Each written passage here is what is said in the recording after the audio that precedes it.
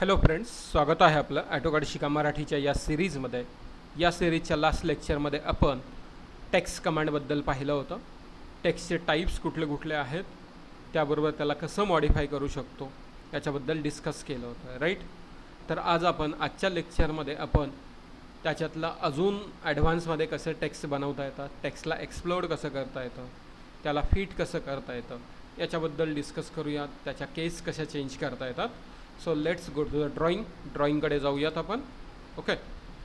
So तर कालच्या लेक्चरमध्ये हे जे दोन टाईप्स आहेत, दॅट इज अ मल्टीलाईन टेक्स्ट आणि सिंगल लाईन टेक्स्ट, याच्याबद्दल डिस्कस केलं होतं.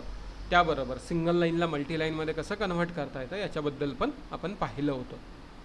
तर आजच्या लेक्चरमध्ये आपण आर्कच्या अलॉंग कसा टेक्स्ट जनरेट करता येतो तर त्याच्याबद्दल डिस्कस करूया. तर आर्क अलॉंग टेक्स्ट जर जनरेट करायचं असेल तर त्यासाठी तुम्हाला ती कमांड पाहायला मिळते एक्सप्रेस टूल नावाच्या या टॅबमध्ये. एक्सप्रेस टूलवरती क्लिक करूयात. त्यानंतर इनिशियली मी इथं आर्क बनवून घेतो आहे, कारण कमांडचंच नाव आहे आर्क अलाइन. त्यासाठी पहिल्यांदा आपण आर्क बनवून घेऊयात. ARC आर्क क्रिएट करूयात. रँडमली इथे मी फर्स्ट पॉईंट देतो आहे, सेकंड पॉईंट देतो आहे, इकडे थर्ड पॉईंट दिला. त्याचनंतर याच आर्कला आपल्याला काय करायचं, कॉपी करायचं आहे. So copy, select, enter. त्यानंतर आपण वरती एक कॉपी करतो आहे, परत इकडे एक कॉपी करतो आहे. ऑर्थो मोड आपला ऑन ठेवूयात. इकडे एक कॉपी करतो आहे. ठीक आहे. तर असं मी इथे कॉपी केलेलं आहे. आता आपण जे आर्क अलाइन कमांड जे आहेत तर त्याच्याबद्दल डिस्कस करूया. एखादा टेक्स्ट आपल्याला आर्कच्या अलॉंग बनवायचं असेल तर त्यासाठी आपण या कमांडचा यूज करतो, दॅट इज आर्क अलाइन, किंवा त्यासाठी शॉर्टकट की आहे ARC text. ARC command use करा आणि टी टाईप करा, ARCT. तर त्यामुळे तुम्हाला आर्क अलाइन टेक्स्ट पाहायला मिळेल. आर्क अलाइन टेक्स्टमध्ये आपण गेलेलो आहोत. आर्क अलाइन टेक्स्टमध्ये आपण सिलेक्ट केलं, त्यानंतर आर्कला सिलेक्ट करा. त्यानंतर एक आपल्याला न्यू विंडो ओपन होते. या न्यू विंडोमध्ये आता इथं मी टेक्स्ट टाईप करतो आहे. इनिशियली टेक्स्ट आपल्याला हाईट सेट करायचं आहे. टेक्स्ट हाईट सेट करतो. इथं मी 3 किती घ्या 3 ॲज अ टेक्स्ट हाईट दिलेला आहे. ओके. त्यानंतर इथे आपल्याला टेक्स्ट टाईप करायचं आहे. तर टेक्स्ट मी टाईप करतो आहे कॅड कॅम स्पेस दिला इन मराठी. ठीक आहे. त्यानंतर इथं मी त्याला ओके करतो आहे. तर इथे तुम्ही बघू शकता टेक्स्ट आपला काय झालेला आहे, जनरेट झालेला आहे अलॉंग दी आर्क. ठीक आहे. आता याच्यामध्ये अजून काय काय करू शकतो याच्याबद्दल डिस्कस करूयात. So go to the arc align command. Arc align कमांडमध्ये इथे मी परत आर्कला सिलेक्ट करतो आहे. आर्कलाच त्याला सिलेक्ट करावं लागतं, लक्षात असू द्या. त्यानंतर इथे काही ऑप्शन्स तुम्हाला पाहायला मिळतात. रिव्हर्स टेक्स्ट रीडिंग ऑर्डर, तुम्हाला रिव्हर्स पाहिजे असेल. ड्रॅग विझार्डला ड्रॅग करायचं असेल तर त्यानंतर तुमचा टेक्स्ट लेफ्टला अलाइन पाहिजे का राईटला अलाइन पाहिजे, का फिट अलॉंग द आर्कला फिट पाहिजे का सेंटर अलॉंग द आर्क असा पाहिजे. तो जर आर्कच्या उलटा पाहिजे असेल तर आपल्याला असं इथं खूप सारे ऑप्शन्स आपल्याला पाहायला मिळतात. आता टेक्स्टला काय केलं मी, टेक्स्टला इथं मी बोल्ड करतो आहे. टेक्स्ट काय केला, बोल्ड केला याच्यामध्ये. आणि त्याचबरोबर इथं त्याच्या स्टाईल असतात, एक स्टँडर्ड आणि ॲनोटेटिव्ह अशा 2 स्टाईल आपल्याकडे पाहायला मिळतात. तर यातला बाय डिफॉल्ट इथे आपण स्टँडर्ड स्टाईलने याला घेतो आहे. याचा एरियल इथं फॉन्ट पण चेंज करायचा आहे. एरियलच्या ऐवजी मला इथं काय पाहिजे, टाइम्स न्यू रोमनमध्ये पाहिजे. सो इथं मी टी टाईप केलं, टाइम्स न्यू रोमन आलेला आहे. त्याचबरोबर इथं टेक्स्ट टाईप करतो मी ॲटोकॅड इन मराठी असं मी टाईप केलं. ओके. त्यानंतर ओके केलं. इथे बघू शकता त्याचं साईज जरा थोडंसं आपण सेम ठेवलेलं आहे, पण आपण फॉन्ट चेंज केलेला आहे. इनिशियली याचा फॉन्ट होता एरियल, आत्ताचा फॉन्ट पहा डिफरंट आहे आपल्याकडे. आता याचं साईज वगैरे वाढवायचं असेल तर आपण साईज वगैरे इझिली वाढवू शकतो. परत इथं मी याला कॉपी करतो आहे. आपला जो आर्क आहे एक आर्कला सिलेक्ट करा, एंटर करा. त्याला कॉपी करायचं मला एक एक्स्ट्रा, इकडे एक मी इथे कॉपी करून ठेवला. परत इथं मी आर्क अलाइन नावाची कमांड घेतली आहे. आर्क अलाइनवरती सिलेक्ट केलं आहे. त्यानंतर इथे आपण टेक्स्टचं हाईट जरा थोडंसं वाढवतो आहे. टेक्स्टचं हाईट इथे मी ठेवलं 4 किंवा इथे मी 5 ठेवलं. त्यानंतर टेक्स्ट आपला बोल्ड पाहिजे, बोल्ड केलं आहे. त्याचबरोबर टेक्स्टला इथे आपल्याला कलर पण पाहिजे. समजा इथे मी रेड कलर घेतला आणि रेड कलरमध्ये इथं मी टाईप करतो आहे ॲटोकॅड मेकॅनिकल, असं मी टाईप केलं. तर इथे बघू शकताय ॲटोकॅड मेकॅनिकल नावाचं आपण ऑप्शन्स काय झालेलं आहे, जनरेट झालेलं आहे. त्याचबरोबर अजून काय काय करू शकतो आपण आर्क अलाईनमध्ये, त्याबद्दल डिस्कस करतो आहे. परत इथे मी ॲटोकॅड घेतला. इथे आपल्याला टेक्स्ट आता याला कलर थोडासा डिफरंट ठेवायचा आहे. रेड नको आहे बाबा, मला इथं ब्ल्यू कलर ठेवायचा आहे. तर ब्ल्यू पण ठेवू शकता आपण. ओके, आता इथे मी काय करतो आहे, विड्थ फॅक्टर थोडा वाढवतो आहे. याचा काय वाढवतो आहे, विड्थ फॅक्टर इथं मी वाढवतो आहे 1.25. आणि त्याचबरोबर टेक्स्टची हाईट सेम ठेवतो आहे. टेक्स्टची हाईट आपण इथे काय ठेवतो आहे, सेम ठेवतो आहे. आणि इथे मी टाईप केलं ॲटोकॅड सिव्हिल म्हणून. बघू शकता आपला जो अल्फाबेट आहे तो विड्थ त्याची वाढलेली आहे. इनिशियली विड्थ ही 1 होती, इथे आपण काय ठेवली आहे 1.25 ठेवलेली आहे. समजा या टेक्स्टला जर आपल्याला एडिट करायचं असेल तर काय एडिट करता येतं, आपण डबल क्लिक मल्टीलाईन टेक्स्टला काय करू शकतो, डबल क्लिक करून एडिट करू शकतो. इथे आपल्याला डबल क्लिक करून मल्टीलाईन जर टेक्स्ट एडिटर कमांड ओपन होत नाही. इथे आपण जर आर्क अलाईन टेक्स्टवरती जर डबल क्लिक केलात तर आपल्याला प्रॉपर्टीज टॅब नावाचा एक ओपन होतो. टेक्स्ट एडिटर टॅब ओपन होत नाही, लक्षात असू द्या.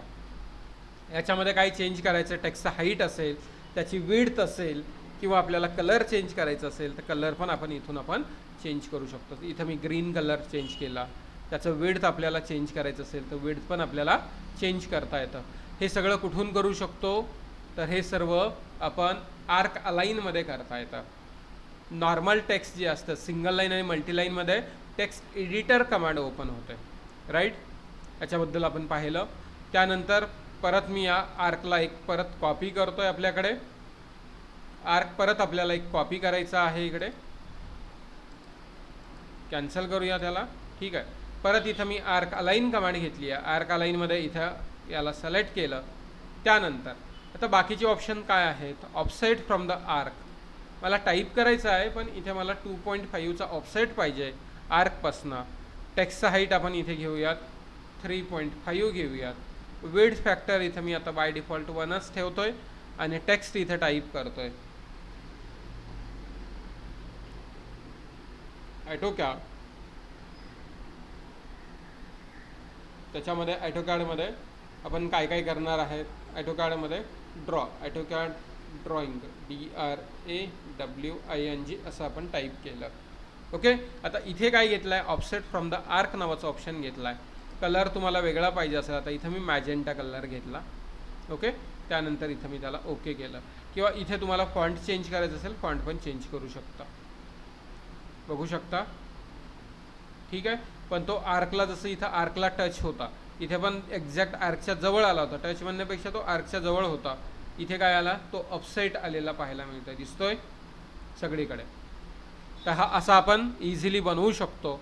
कशाद्वारे, आर्क अलाईनद्वारे. आता आर्क अलाईनमधला लास्टवाला ऑप्शन आपण पाहूयात काय असतं ते. इथे ऑफसेट घेतलं, ऑफसेट फ्रॉम द आर्क होता. आता इथं ऑफसेट फ्रॉम द लेफ्ट साईडने किती ऑफसेट पाहिजे, समजा लेफ्ट साईडने इथं मी 5 दिला, किंवा लेफ्ट साईडने इथं 10 देतो आहे. आणि राईट साईडने आपण इथे 17.5 दिला मी. आणि इथे मी टाईप करतो आहे. टेक्स्टचा हाईट इथे वाढवणार आहे थोडं. टेक्स्टचा हाईट इथे आपण 4.5 टाकूयात. ओके, आणि इथं मी टाईप करतो आहे ॲटोकॅड ड्रॉइंग. परत मी टेक्स्ट सेम टेक्स्ट हे केला, DRAWING ड्रॉइंग. ओके करता. तर याच्यामध्ये तुम्हाला फरक पाहायला मिळतो. इकडनं थोडंसं आपल्याला दिसतोय, लेफ्ट साईडकडनं 10 mmचा ऑफसेट आहे, राईटकडनं थोडंसं जास्त ऑफसेट दिसतोय. तर असं पण आपण इथे आर्क अलाईनद्वारे असं टेक्स्ट जनरेट करू शकतो. आणि नंतर हा जो आर्क आहे तो हा आर्क तुम्ही डिलीट पण करू शकता डेफिनेटली. तो आर्क जर आता समजा एखाद्या आपल्याला सिव्हिल पॉईंट ऑफ व्ह्यूमध्ये किंवा एखाद्या मेकॅनिकलच्या पार्टवरती तुम्हाला नाव टाकायचं असेल, तर थोडंसं आर्कमध्ये नाव टाकायचं असेल तर त्या कंडिशनमध्ये या कमांडचा यूज करता येतो.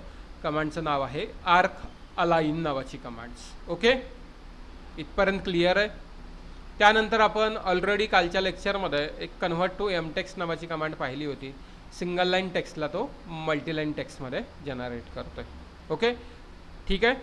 आता याच्यामध्ये आपण काय करतो आहे, मॉडिफाय टेक्स्ट नावाची कमांड यूज करणार आहेत. आता मॉडिफाय टेक्स्टमध्ये त्यासाठी मी text command single line text command घेतो इथे. ओके, त्यानंतर आपण इथे स्टार्टिंग पॉईंट देऊयात. याचा हाईट आपण इथे 3 दाखवूयात आणि अँगल ऑफ रोटेशन्स. आता मी इथे एक कंप्लीट सेंटेन्स लिहिणार आहे ॲटोकॅडबद्दल. AutoCAD is 2D drafting software, FTING, drafting software, SOFTWARE, drafting software mainly used by engineers, MAINLY, mainly used by engineers, ENGINEERS. Okay, त्यानंतर मी स्पेस बार दिलाय. ओके, ठीक आहे.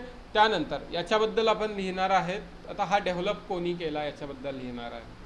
This software,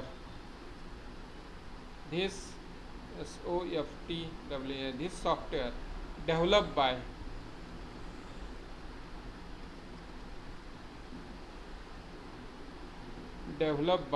John Walker, JOHN WALKER, Walker, WALKER. Okay, Walker in December 1982 असं आपण त्याच्यामध्ये लिहिलं सर्व. परत इथं एखादा टेक्स्ट जनरेट करायचा आहे आपल्याला, समजा AutoCAD, किंवा परत इथं मी काहीतरी टेक्स्ट लिहिला,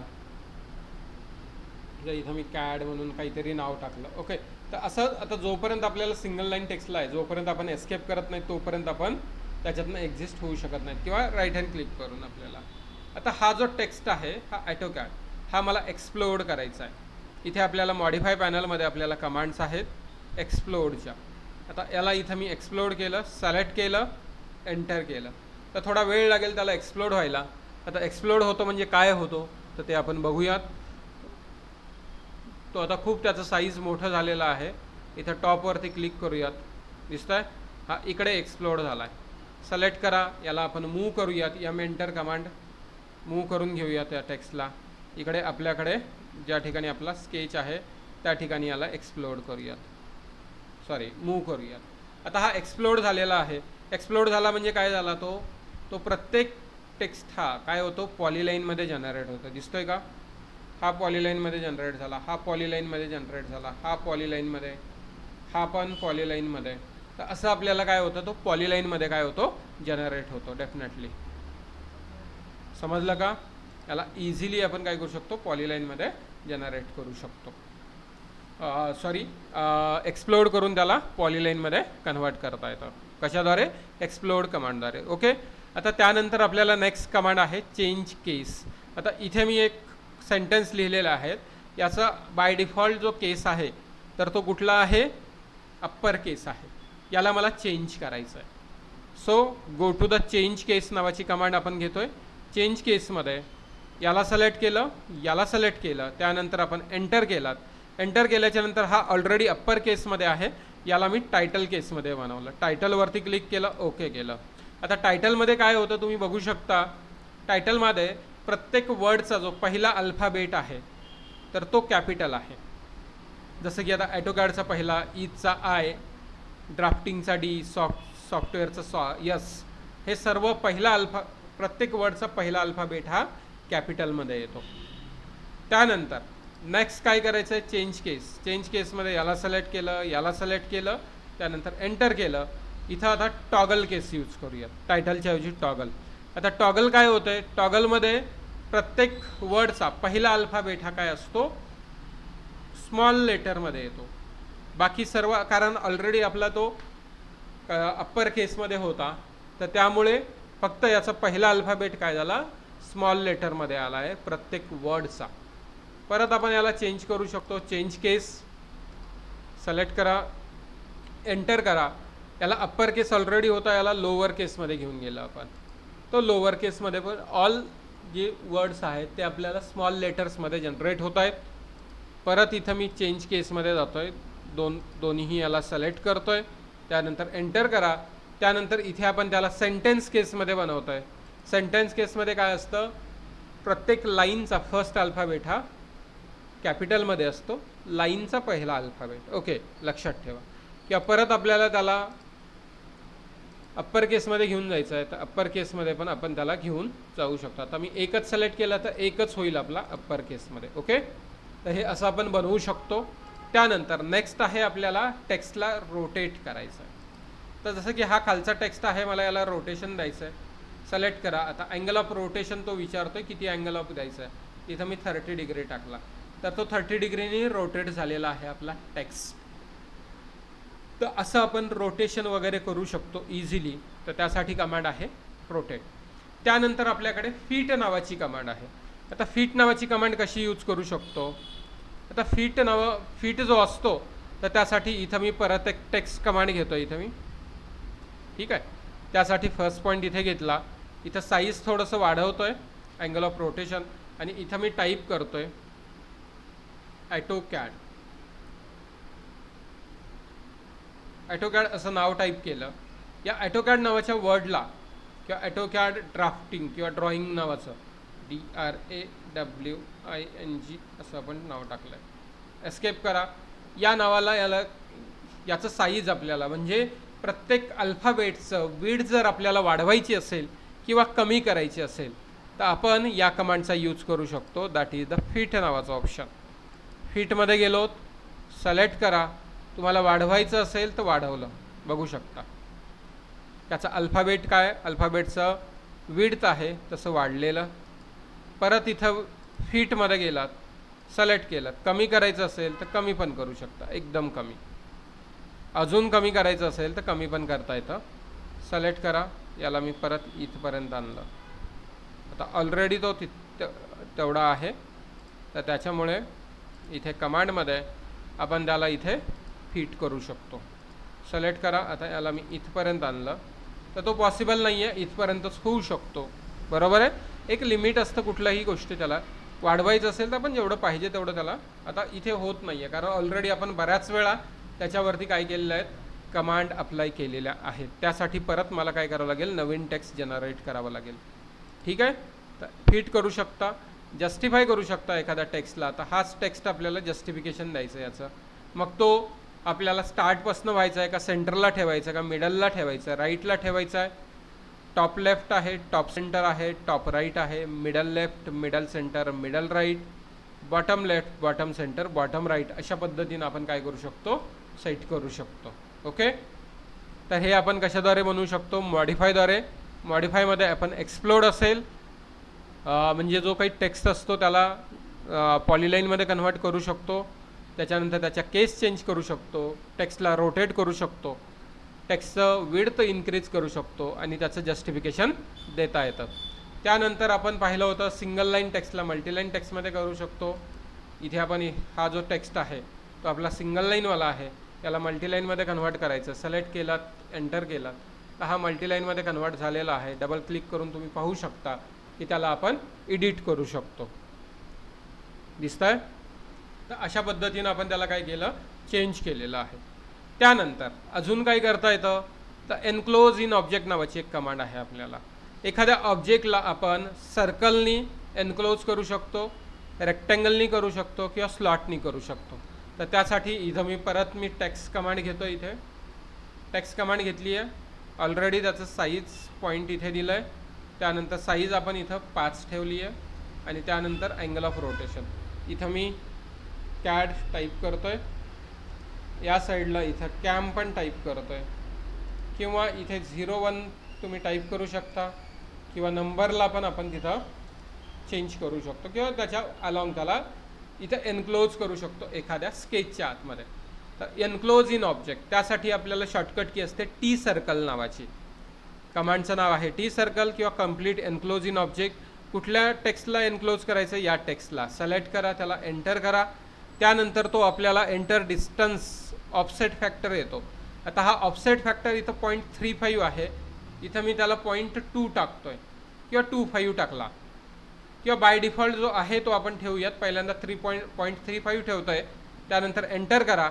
मग त्याला सर्कलनी एनक्लोज करायचं आहे का, स्लॉटनी करायचं का, रेक्टँगलनी. आता मी त्याला रेक्टँगलनी करतोय, रेक्टँगल सिलेक्ट केला आणि त्याला एंटर केलं, तर त्याच्याभोवती इथे एक रेक्टँगल जनरेट झालेला आहे, पाहू शकता तुम्ही.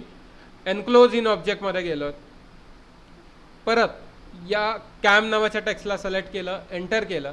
आता इथे मी काय करतोय, याचं साईज वाढवतोय, 0.5 केलं, 0.35च्या ऐवजी काय केलं, 0.5 केलं. त्यानंतर एंटर करतोय आणि इथे त्याला पण आपण काय करतोय, रेक्टँगलनीच त्याला चेंज करतोय.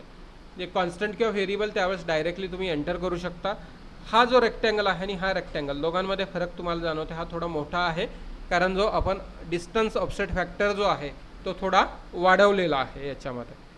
त्यानंतर एनक्लोज इन ऑब्जेक्ट आपण वेगळ्या शेपमध्ये पण याला करू शकतो. एंटर करा. त्यानंतर इथं 0.5 नको आहे मला, इथं 0.25 द्यायचं आहे, 0.25 दिला आणि इथे आपण त्याला सर्कलनी एनक्लोज करतोय. सर्कल सिलेक्ट करा आणि डायरेक्ट एंटर करा. सर्कल एंटर केलं तर तुम्हाला इथे हा ऑब्जेक्ट काय होतो, एनक्लोज होतो.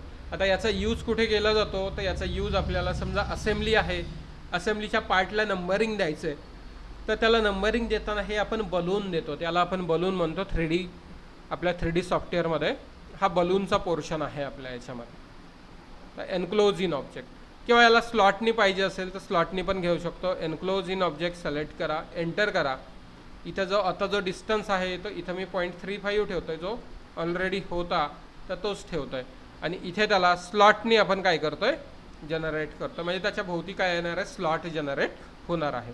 तर अशा पद्धतीनं आपण काय करू शकतो, एखाद्या टेक्स्टला, फक्त छोट्या टेक्स्टला करता येतं का, नाही, तुम्ही मोठ्या टेक्स्टला पण कन्व्हर्ट करू शकता किंवा त्याला एनक्लोज करू शकता. कन्व्हर्ट म्हणण्यापेक्षा आपण त्याला एनक्लोज करू शकतो या कंडिशनमध्ये. ओके, तर हे होतं आजचं आपण आर्क अलाइन टेक्स्टबद्दल पाहिलं, त्याच्यानंतर मॉडिफायमध्ये पाहिलं, त्यानंतर कन्व्हर्ट टू एम टेक्स्ट आपण ऑलरेडी पाहिलं होतं, एनक्लोज ऑब्जेक्ट या कमांडबद्दल पाहिलेलं आहे. ओके, सो तर आजचं लेक्चर आपण इथंच स्टॉप करूयात. जर व्हिडिओ आवडला असेल तर व्हिडिओला लाईक करा, शेअर करा आणि चॅनलला नवीन असाल तर सबस्क्राईब करा. थँक्यू.